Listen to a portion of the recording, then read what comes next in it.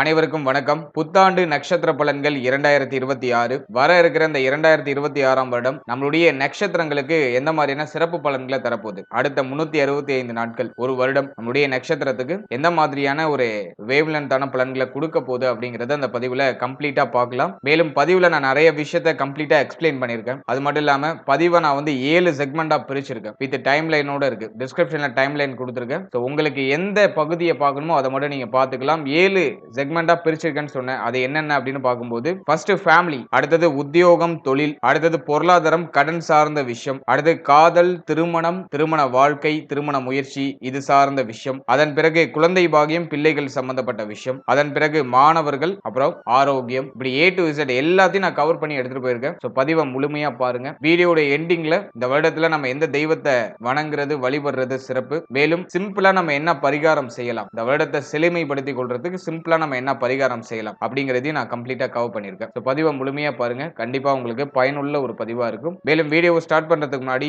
Subscribe பண்ணாதவங்களா இருக்கீங்கன்னா மறக்காம subscribe பண்ணிக்கோங்க. அப்படியே பக்கத்துல இருக்க பெல் சிம்பிளை கிளிக் பண்ணிக்கோங்க. அப்பதான் நாங்க போடுற இது போல பயனுள்ள பதிவுகள் எல்லாம் உங்களுக்கு நோட்டிபிகேஷனாக கிடைக்கும்.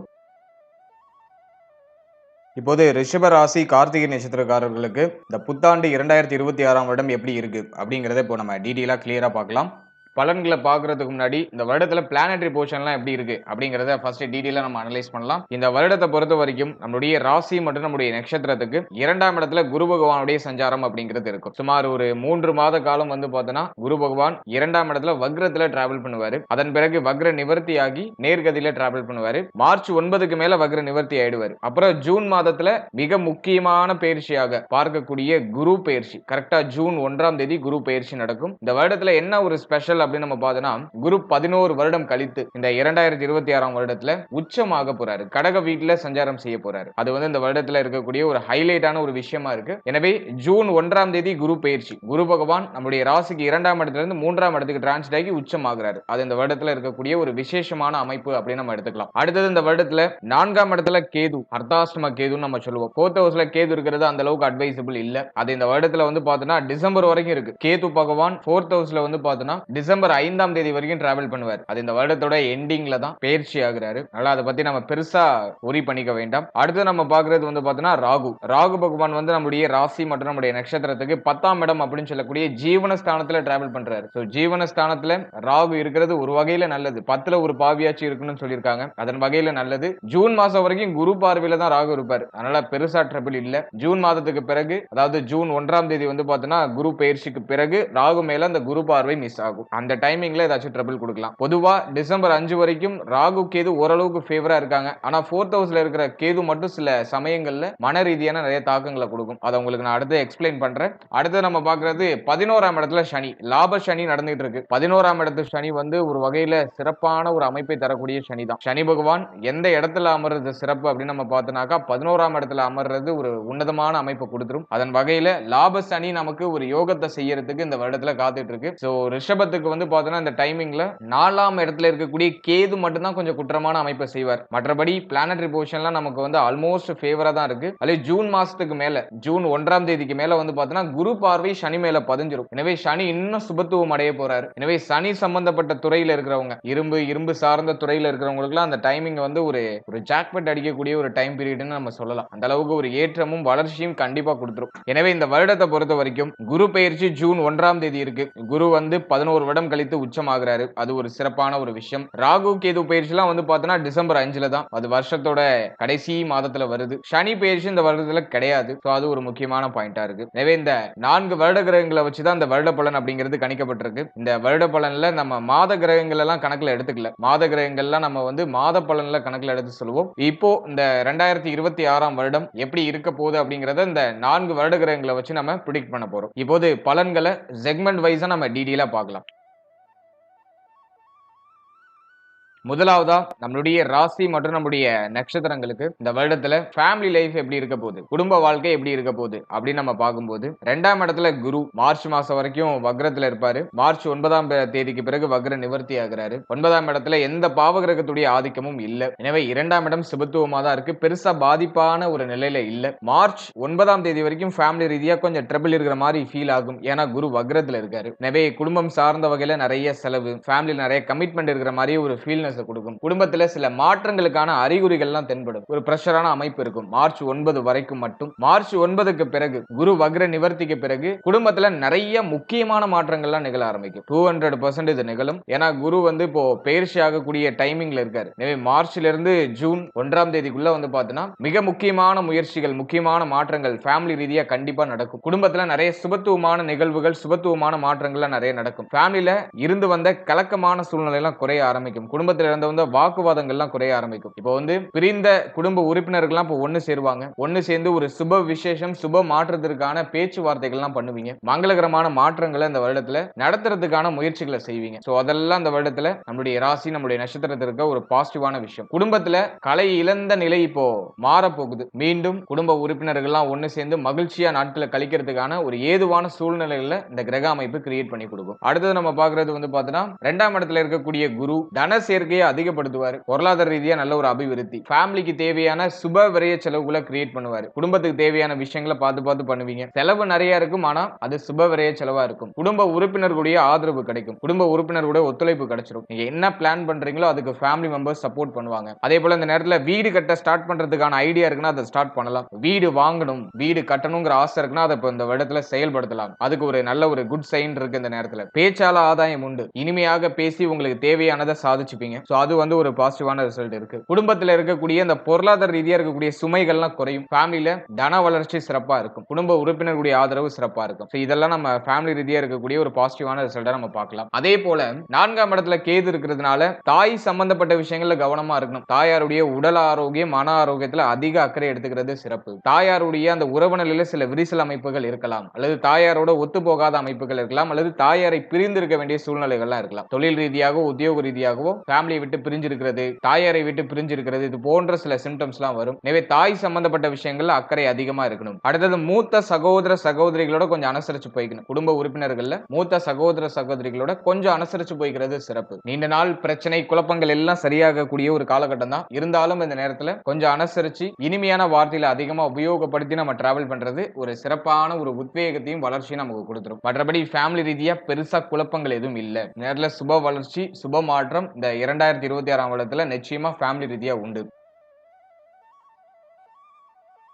அடுத்தது உத்தியோகம், தொழில். இது இந்த 2026ஆம் வருடத்துல நம்முடைய ராசி, நம்முடைய நட்சத்திரத்துக்கு எப்படி இருக்க போகுது அப்படின்னு நம்ம பார்க்கும்போது, முதலாவது நம்ம உத்தியோகத்தை எடுத்து ரிசர்ச் பண்ணும்போது 10ஆம் இடத்துல ராகு, 6ஆம் இடம் சுபத்துவமா இருக்கு. 6ஆம் இடத்துல எந்த பாவ கிரகத்துடைய ஆதிக்கமும் இல்ல. குறிப்பா குருவுடைய பார்வை மட்டும் ஜூன் 1ஆம் தேதி வரைக்கும் 6ஆம் இடத்துல இருக்கும். எனவே உத்தியோகம் சார்ந்த வகையில பெருசா எதுவும் ட்ரபிளா இல்ல. ஓரளவுக்கு ஸ்மூத்தா நகரக்கூடிய ஒரு அமைப்பு. 10ல ராகு இருக்கிறதுனால ஒரு பிரஷரான அமைப்பு இருக்கும். ஒரு மாதிரி பிடிக்காத உணர்வு, ரொம்ப உங்களை வற்புறுத்தி ஒரு வேலையை செய்ய வேண்டிய ஒரு சிச்சுவேஷனை கிரியேட் பண்றது, இது போல ஏதாச்சும் சில மைனஸான சிம்டம்ஸ் வந்து மன ரீதியா இருக்கும். ஆனா உத்தியோகம் சார்ந்த வகையில பெருசா எதுவும் ட்ரபிள் இருக்காது. எல்லாத்தையும் அழகா நகர்த்திட்டு போயிடுவீங்க. உத்தியோகத்துல இருக்கக்கூடிய பிரச்சனைகள் எல்லாம் அந்த இடத்துல சரியாகும். நிறைய பேருக்கு உத்தியோகத்துல சில சுப மாற்றங்கள் கிடைக்கும். ரொம்ப நாளா ஒரு உத்தியோகத்துல இருக்கீங்க, அதுல ஒரு இன்கிரிமெண்ட் இல்ல, நான் அந்த உத்தியோகத்தை சேஞ்ச் பண்ணலாம்னு நினைக்கிறேன் அப்படின்னா அதை சேஞ்ச் பண்ணலாம். உத்தியோகத்தை சேஞ்ச் பண்றதுக்கு ஃபேவரா இருக்கு. நல்ல தனலாபம் கிடைக்கக்கூடிய ஒரு நல்ல உத்தியோகம் கிடைக்கும். சேஞ்ச் பண்ற ஐடியா இருக்குன்னா சேஞ்ச் பண்ணலாம். அடுத்தது நம்ம பாக்குறது வந்து உத்தியோகமே இல்லாதவங்களுக்கு இந்த நேரத்தில் உத்தியோக வாய்ப்பு தாராளமா கிடைச்சிடும். ஒரு 90% உத்தியோக வாய்ப்பு மேக்ஸிமம் கிடைச்சிடும். எனவே இந்த நேரத்தில் நீங்க முயற்சி பண்ணீங்கன்னா இந்த 2026ஆம் வருடத்துல ஒரு நல்ல உத்தியோகம், நல்ல ஒரு சம்பளத்தோட கூடிய ஒரு நல்ல உத்தியோகம் அப்படிங்கிறது கிடைச்சிடும். அடுத்து சக ஊழியர்களோட இருந்து வந்த பிரச்சனைகள் எல்லாம் சரியாகும். உத்தியோகத்துல மேல் அதிகாரிகளால இருந்து வந்த தொந்தரவுகள் குறைய ஆரம்பிக்கும். இதெல்லாம் நம்ம வந்து ஒரு பாசிட்டிவா எடுத்துக்கலாம். எனவே உத்தியோகம் சார்ந்த வகையில பெருசா எந்த குழப்பமும் இல்ல. ஜூன் மாதம் வரைக்கும் பெருசா பிரச்சனை இல்ல. ஜூன் மாதத்துக்கு பிறகும் 6ஆம் இடம் பாதிக்கப்படாத காரணத்தினால ஜூன் மாதத்துக்கு பிறகும் நமக்கு வளர்ச்சி தான். உத்தியோகம் சார்ந்த வகையில பெரிய அளவில் எந்த தடுமாற்றமும் இல்ல. மன ரீதியா சில தயக்கங்கள், மன ரீதியா சில ஏக்கங்கள் இருக்கும், எதிர்பார்ப்புகள் இருக்கும். அதெல்லாம் நம்ம கொஞ்சம் குறைச்சிக்கிறது சிறப்பு. மற்றபடி உத்தியோகம் சார்ந்த வகையில ஒரு சிறப்பான வளர்ச்சி இந்த நேரத்தில் நிச்சயமா உண்டு.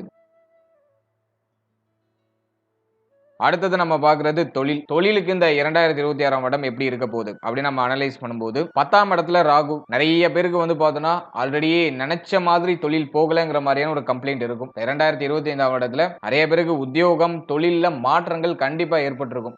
ஒரு விஷயத்துல ஸ்டாண்டர்டா இருக்க முடியல, ஆத்துல ஒரு கால் சேத்துல ஒரு கால் வச்சு மாட்டிக்கிட்டேன் சார் அப்படிங்கிற மாதிரியான ஒரு கம்ப்ளைண்ட் கண்டிப்பா ரிஷபத்தை சேர்ந்த அனைத்து நட்சத்திரக்காரர்களும் சொல்லுவாங்க. எனவே தொழில் ரீதியா சில குழப்ப அமைப்புகளை ராகு பகவான் கொடுக்கிறாரு. ஆனா குரு பார்வையில இந்த ராகு வர்றது இருக்கிறதுனால பிரச்சனைகள்லாம் சமாளிக்கிறீங்க. தொழில் ரீதியா இருக்கக்கூடிய சிரம அமைப்புகளை சமாளிச்சு அடுத்த கட்டத்துக்கு நகர்றீங்க. சில பேர் இருக்கிற தொழிலை விட்டுட்டு வேற தொழிலுக்கு ஜம்ப் ஆகுறேன்னு சொல்லிட்டு நல்லா போயிட்டு இருக்க தொழிலை விட்டுட்டு அடுத்த தொழிலுக்கு ஜம்ப் ஆகி மாட்டிருப்பாங்க. ஆனா அது எல்லாத்தையும் சமாளிச்சு இப்ப முன்னேறிடுவீங்க. இந்த வருடத்துல இருக்கிற ஒரு பியூட்டியான விஷயம் என்னன்னா, கடந்த வருடத்துல ஏற்பட்ட அந்த குறைகள், கடந்த வருடத்துல நீங்க செய்த அந்த தவறுகள், அதுல இருந்து ஒரு நல்ல பாடத்தை கத்துக்கிட்டு இந்த வருடத்துல ஒரு கம்பேக் கொடுப்பீங்க. அது இந்த வருடத்துல இருக்கிற ஒரு பெரிய பாசிட்டிவான விஷயமா நான் பாக்குறேன். எனவே தொழில் ரீதியா இருந்த தொய்வான அமைப்புகள் இந்த வருடத்துல ஜூன் மாசத்துக்குள்ள குறைஞ்சிரும். ஜூன் மாசத்துக்குள்ள வந்து பாத்தீங்கன்னா தொழில் ரீதியா இருக்கக்கூடிய சிரமமான அமைப்புகள்லாம் குறைய ஆரம்பிக்கும். இந்த ஜனவரில இருந்து ஜூனுக்குள்ள தொழில் ரீதியா நீங்க முதலீடு பண்ணது ரிட்டர்ன் எடுத்துடலாம். சோ அதுக்கு தகுந்த மாதிரி உங்களுடைய உழைப்பை நீங்க இன்க்ரீஸ் பண்ணுங்க. இன்வெஸ்ட் பண்ணதை ரிட்டர்ன் எடுத்துடலாம். ப்ராஃபிட்டே இல்லைனாலும் கையில லாஸ் ஆகாத அளவுக்கு உங்களுக்கு ஒரு நல்ல கெயின் அப்படிங்கிறது கிடைச்சிரும். அதே போல தொழில் ரீதியா மேலும் இன்வெஸ்ட் பண்றதுக்கு இந்த வருடம் ஃபேவரா இருக்கா அப்படின்னா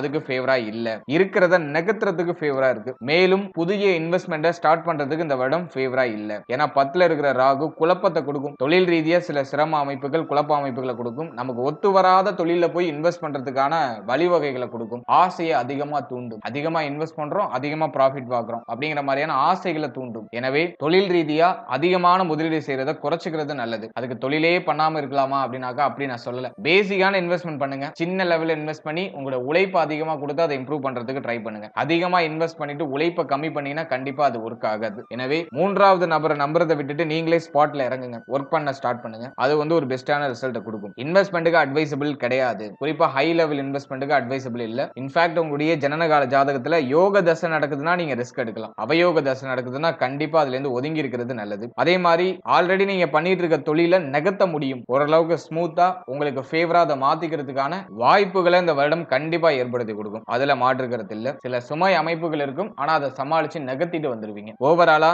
இந்த 2026 வருடத்துல தொழில் சார்ந்த வகையில நம்ம அனலைஸ் பண்ணும்போது இன்வெஸ்ட்மெண்ட்டுக்கு அட்வைசபிளான வருடம் கிடையாது. இருக்கிறத நகர்த்துறதுக்கு ஃபேவரா இருக்கு. தொழில் ரீதியா இருக்கக்கூடிய அதிகப்படியான குழப்ப அமைப்புகள்லாம் குறையும். இதை நம்ம வந்து ஒரு பாசிட்டிவான ரிசல்ட்டா எடுத்துக்கலாம்.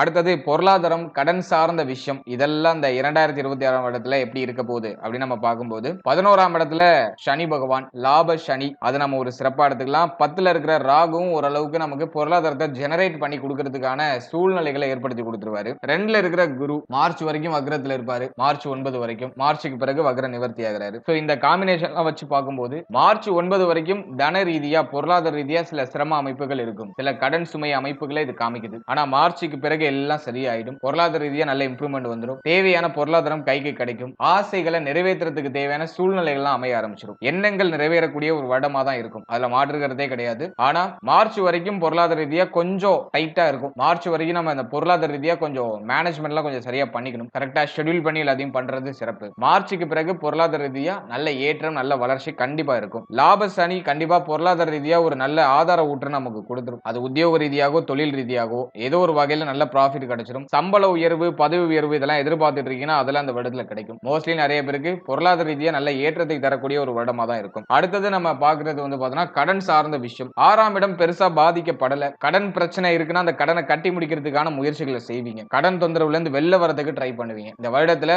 மார்ச்சுக்குள்ள நிறைய பேர் கடன் பிரச்சனையில இருந்து வெளில வந்துருவாங்க. அல்லது மார்ச்சுக்குள்ள வந்து பார்த்தோம்னா கடன் சார்ந்த பிரச்சனைகளுக்கு ஒரு முற்றுப்புள்ளி வைக்கிற விதமா அந்த கடன் சுமையை குறைச்சிருப்பீங்க. இப்படி இது ரெண்டுல ஏதாச்சும் ஒரு விஷயம் நடக்கும். எனவே கடன் சார்ந்த வகையில் இருக்கக்கூடிய தடுமாற்றங்கள்லாம் குறையும், பிரச்சனைகள்லாம் குறையும். அதே போல குருவுடைய பார்வை 6ஆம் இடத்தை சுபத்துவப்படுத்துறதுனால அடுத்த ஒரு நல்ல மாற்றத்திற்காக கடன் வாங்க வேண்டிய சூழ்நிலைகள் ஏற்படலாம். அதாவது வீடு கட்ட ஸ்டார்ட் பண்றது, அல்லது வேற ஏதாச்சும் நிலபுலங்கள் வாங்குறது, அல்லது உங்களுக்கு வீட்டுக்கு தேவையான விஷயங்கள் ஏதாச்சும் வாங்குறது, சுப விசேஷங்கள், சுப மாற்றங்கள் ஏதாச்சும் பண்றது. அது சார்ந்த வகையில ஏதாச்சும் சுப விரைய கடனை வாங்குறதுக்கு வாய்ப்புகள் உண்டு. அது வந்து மார்ச்சுக்கு மேலதான். ஆல்ரெடி உங்களுக்கு கடன் பிரச்சனை இருக்குன்னா அதெல்லாம் குறைச்சிடுவீங்க. மார்ச்சுக்கு பிறகு புதுசா ஏதாச்சும் சுப விரைய செலவுக்காக கடன் வாங்க வேண்டிய சூழ்நிலைகள் ஏற்படலாம். அது பெருசா ட்ரபிள் கொடுக்குமா அப்படின்னா கிடையாது. உங்களுக்கு சரியான பொருளாதார பிராப்தத்தை கொடுத்துரும். தன லாபத்தை அது ஏதோ ஒரு வகையில உங்களுக்கு ஜெனரேட் பண்ணி கொடுத்துரும். வாங்குற கடனை சரியான முறையில கட்டுறதுக்கு ஏதுவான சூழ்நிலையில கிரியேட் பண்ணி கொடுத்துரும். அதனால பயப்பட வேண்டாம். ஓவராலா அந்த 2026 வருடத்தை பொறுத்த வரைக்கும் பொருளாதாரம், உங்களுடைய ஆசைகள், உங்களுடைய எண்ணங்கள் இதெல்லாம் சிறப்பான முறையில நிறைவேறும். பொருளாதார ரீதியா நல்ல சப்போர்ட் கிடைக்கும். உங்களுடைய எண்ணங்களை நிறைவேற்றுறதுக்கு தேவையான வாய்ப்புகள் கிடைக்கும். அதே போல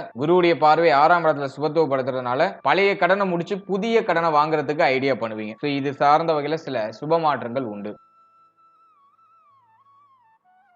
அடுத்தது காதல் வாழ்க்கை, திருமண முயற்சி, திருமண வாழ்க்கை. சோ இதெல்லாம் இந்த 2026ஆம் வருடத்துல எப்படி இருக்க போகுது அப்படி நம்ம அனலைஸ் பண்ணும்போது, முதலாவதா காதல் வாழ்க்கையை நம்ம அனலைஸ் பண்ணும்போது 5ஆம் இடத்துல சனியுடைய பார்வை. வேற ஏதாச்சும் சுபகிரகம் வந்து 5ஆம் இடத்தை பார்க்குதான்னு பார்த்தோம், இல்ல. 5ஆம் இடம் கொஞ்சம் பாதிக்கப்பட்ட அமைப்புல இருக்கு. 11ஆம் இடம் அப்படிங்கிறது உங்களுடைய ஆசைகளை சொல்லக்கூடிய இடம். 5ஆம் இடம் அப்படிங்கிறது காதல் உறவு, காதல் சார்ந்த விஷயங்களை குறிக்கக்கூடிய இடம். ஆசைகள் நிறைய இருக்கு, நிறைய எக்ஸ்பெக்டேஷன் இருக்கு. ஆனா அதெல்லாம் வந்து காதல் உறவுல அப்ளை பண்ணும்போது அது சரியா மேட்ச் ஆகல. பார்ட்னரோட கொஞ்சம் ஒத்து போகாத அமைப்பு இருக்கும். சிலருக்கு சந்தேக குணம் கூட வந்திருக்கலாம். அதே மாதிரி காதல் துணையோட அதிகமான கருத்து போராட்டம், அதிகமான மன உளைச்சலான சூழ்நிலைகள் இதெல்லாம் வந்து இந்த வருடத்துல ஏற்படுறதுக்கான வாய்ப்புகள் உண்டு. எனவே காதல் வாழ்க்கை சார்ந்த விஷயங்கள கொஞ்சம் கவனம் தேவை. ஹை லெவலாக இருக்கக்கூடிய அந்த எக்ஸ்பெக்டேஷன் லெவல கொஞ்சம் குறைச்சுக்கோங்க. எதிர்பார்க்கிற குணத்தை கொஞ்சம் குறைச்சுக்கோங்க. சோ இத மட்டும் நீங்க நியூட்ரலைஸ் பண்ணிட்டாலே மேக்ஸிமம் பிரச்சனை இருக்காது. அதே போல 5ஆம் இடம் பாதிக்கப்பட்ட அமைப்புல இருக்கிறதுனால நிறைய சிந்தனை குழப்பம் இருக்கும். ஒரு விஷயம் நடக்குமா நடக்காதா அப்படிங்கிற மாதிரியான சந்தேக குணம் வரும். காதல் உறவு வந்து வெற்றி அடையுமா, நம்ம சரியான பாதையில தான் பயணிக்கிறோமா அப்படிங்கிற மாதிரியான குழப்ப அமைப்புகள்லாம் வரும். எதையும் பெருசா மைண்ட்ல போட்டு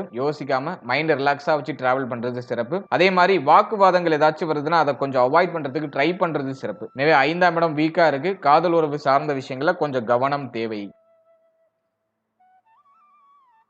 அடுத்து திருமண முயற்சி. திருமண முயற்சி ஒரு பாசிட்டிவான ரிசல்ட்ட குடுக்குமா அப்படின்னா, 7ஆம் இடம் பெருசா பாதிக்கப்படல. குருவுடைய பார்வை வந்து பார்த்தீங்கன்னா, ஜூன் 1ஆம் தேதிக்கு மேல 7ஆம் இடத்துக்கு கிடைச்சிடும். எனவே இந்த வருடத்தை பொறுத்தவரைக்கும் ஜூன் 1ஆம் தேதிக்கு மேல நிறைய பேருக்கு திருமண முயற்சிகள்ல சுப செய்தி கிடைச்சிடும். எனவே இந்த வருடத்துல திருமண முயற்சிகளை தாராளமா தொடரலாம். ஜூன் 1ஆம் தேதிக்கு மேல ஒரு 90% பேருக்கு வந்து பார்த்தீங்கன்னா, திருமண முயற்சிகள்ல சுப செய்தி கிடைச்சிடும். குடும்பத்துல சுப மாற்றங்கள், சுப விஷயங்கள்லாம் நிறைய உண்டு. எனவே ஜூன் 1ஆம் தேதிக்கு மேல திருமண முயற்சிகள் வெற்றியை கொடுத்துரும். எனவே இந்த வருடத்துடைய ஆரம்பத்திலே நீங்க திருமண முயற்சிகளை தொடர ஆரம்பிக்கலாம், ஸ்டார்ட் பண்ணலாம். அடுத்து திருமண வாழ்க்கையை நம்ம அனலைஸ் பண்ணும்போது 7ஆம் இடம் பெருசா பாதிக்கப்படல. எனவே வாழ்க்கை துணையுடைய சப்போர்ட் உண்டு. வாழ்க்கை துணையால ஆதாயம் உண்டு. வாழ்க்கை துணை சார்ந்த வகையில் இருக்கக்கூடிய பிரச்சனைகள், குழப்பங்கள்லாம் நிவர்த்தி ஆகும். ஜூன் 1ஆம் தேதிக்கு மேல வாழ்க்கை துணையால ஒரு அளபரியா, ஒரு வளர்ச்சி அளபரியா மாற்றங்கள் அப்படிங்கிறது நிச்சயமாக கிடைக்கும். ஏன்னா குருவுடைய பார்வை 7ஆம் இடத்துல வந்துடும். எனவே வாழ்க்கை துணையால ஏற்பட்ட மன உளைச்சல் எல்லாம் ஜூன் 1ஆம் தேதிக்கு மேல சரியாயிடும். அதே போல இந்த நேரத்தை பொறுத்த வரைக்கும் வாழ்க்கை துணையுடைய உடல் ஆரோக்கியத்துல மட்டும் சற்று கவனமாக இருக்க வேண்டும். வாழ்க்கை துணையுடைய ஹெல்த்ல மட்டும் கொஞ்சம் அப் அண்ட் டவுன்ஸ் இருக்கலாம். ஆல்ரெடி அந்த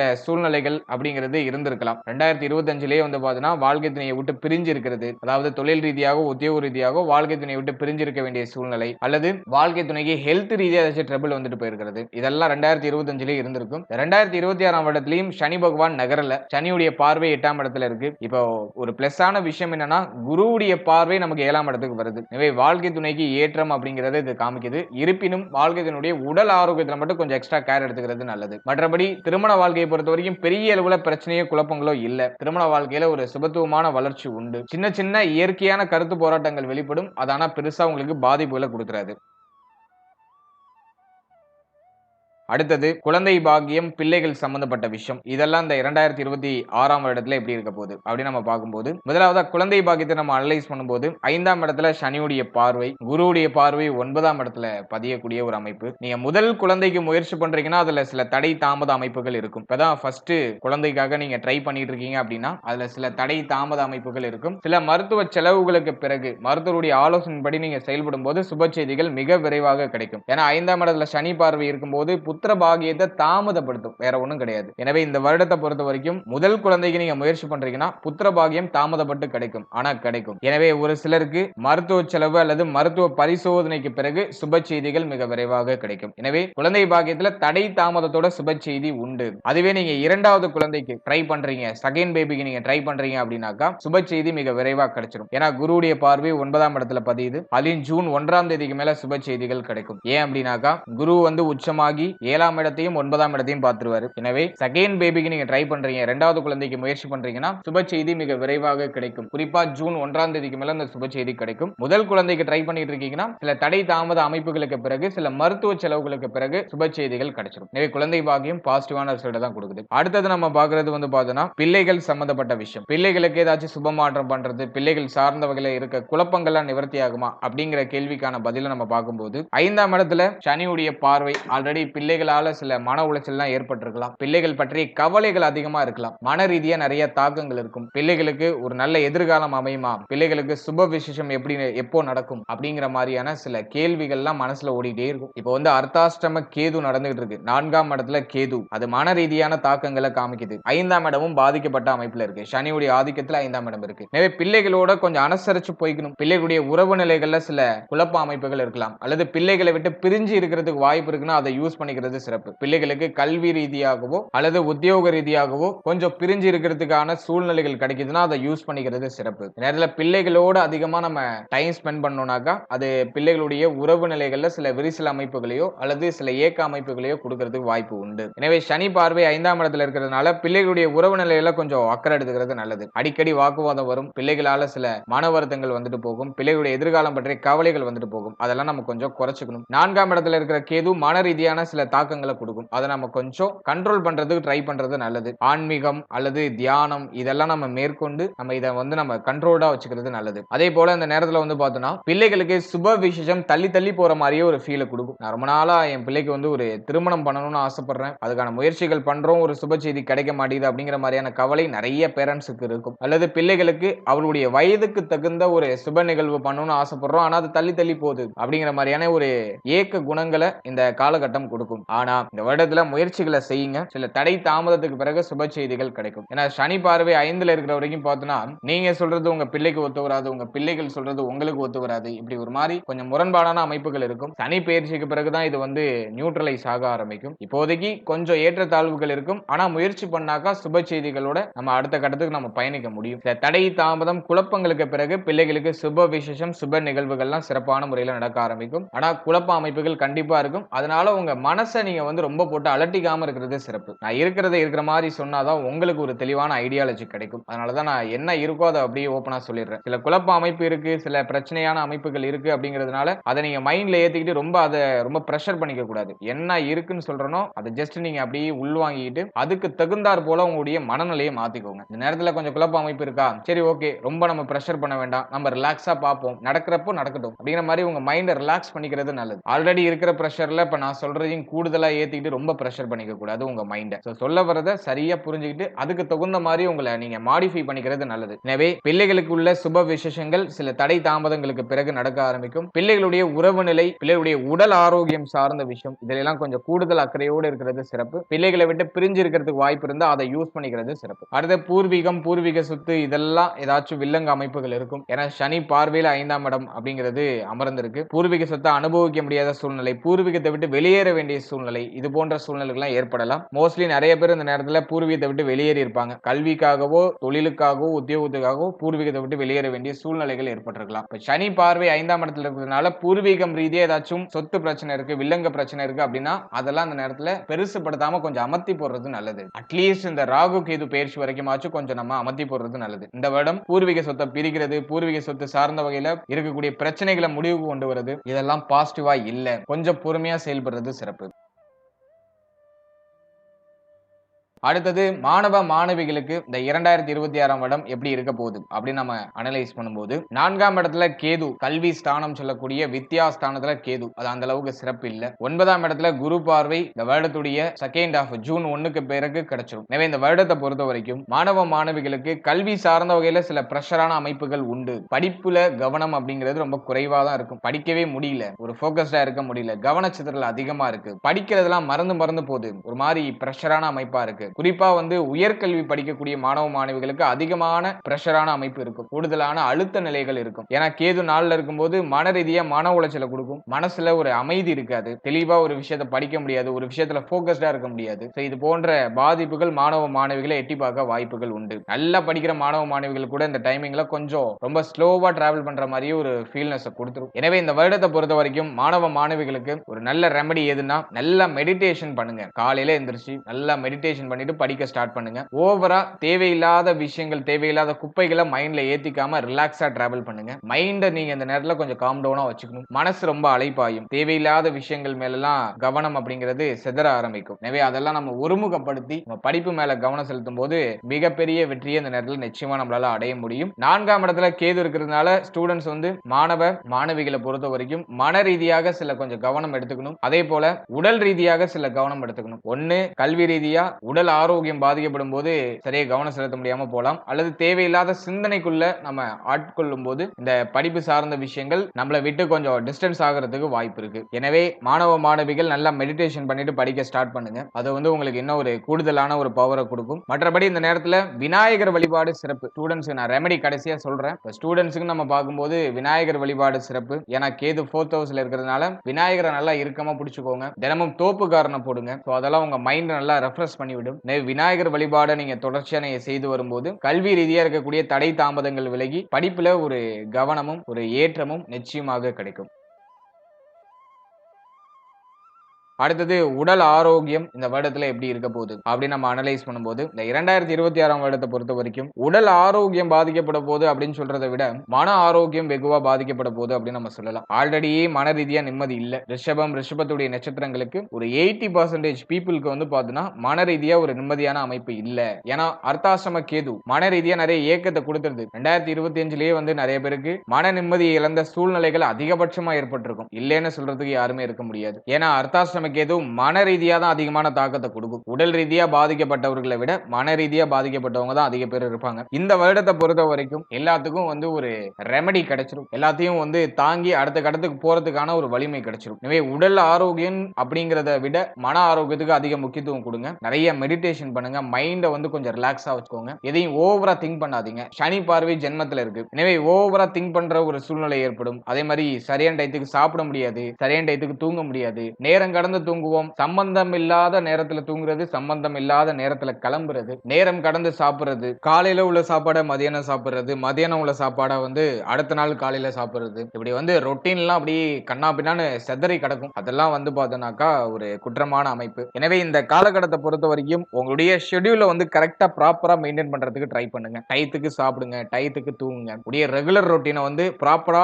அலைன் பண்றதுக்கு முயற்சி பண்ணுங்க. அப்படி நீங்க அலைன் பண்ணிட்டாலே இந்த வருடத்துல வந்து ஒரு 90% நீங்க வெற்றி அடைஞ்சிருவீங்க. இந்த நேரத்துல வந்து ப்ராப்பரா எதையும் வந்து ஃபாலோ பண்ண முடியாது. அதுக்கு வந்து காலம் வந்து பார்த்தோம்னா நமக்கு நிறைய தடை அமைப்புகளை கொடுக்கும். அதே மாதிரி மனசுல அதிகமான பெயின் இருக்கிறதுனால உடலும் வந்து ஒரு சோர்வா இருக்கிற மாதிரி ஒரு ஃபீலை கொடுக்கும். உடலும் வந்து ஒரு சுறுசுறுப்பா இயங்க முடியாத ஒரு அமைப்புல டிராவல் பண்ற மாதிரியான ஒரு சிச்சுவேஷனை கொடுக்கும். எனவே உடலையும் உள்ளத்தையும் நல்லா ஆக்டிவா வச்சுக்கோங்க. டயத்துக்கு சாப்பிட்டுட்டு நல்ல ஆரோக்கியமான உணவுகளை அதிகமா சாப்பிடுங்க. அது வந்து உங்களுக்கு இன்னும் கூடுதல் பவரை கொடுக்கும். அதே மாதிரி இந்த வருடத்தை பொறுத்த வரைக்கும் உடல் ரீதியா நம்ம எதுல எல்லாம் கவனமா இருக்கணும் அப்படின்னு நம்ம அனலைஸ் பண்ணும்போது நுரையீரல் சம்பந்தப்பட்ட விஷயம். ஏன்னா 4ஆம் இடத்துல கேது, சளி தொந்தரவு அதிகமா இருக்க வாய்ப்பு இருக்கு. நுரையீரல் சார்ந்த பிரச்சனைகள் வரலாம். அதே போல மேல் மார்பக பகுதிகள் அது சார்ந்த விஷயங்கள்ல கொஞ்சம் கவனமா இருக்கணும். அதே போல அந்த இருதயம் சார்ந்த விஷயம், இருதய கோளாறு இருக்கிறவங்க அந்த நேரத்துல கொஞ்சம் அக்கறை கூடுதலா எடுத்துக்க வேண்டியது அவசியம். அடுத்தது நம்ம பாக்குறது கால் பகுதி, மூட்டு பகுதி, இதுல எல்லாம் கொஞ்சம் கவனமா இருக்கணும். இப்போ நிறைய பேருக்கு வந்து மூட்டு வலி வருது, கால் பகுதியில் ஏதாச்சும் வலிகள் ஏற்படுறது, இது சார்ந்த பிரச்சனைகள் ஏற்படலாம். எனவே கால் பகுதி, மூட்டு பகுதிகளில் கொஞ்சம் கவனம் தேவை.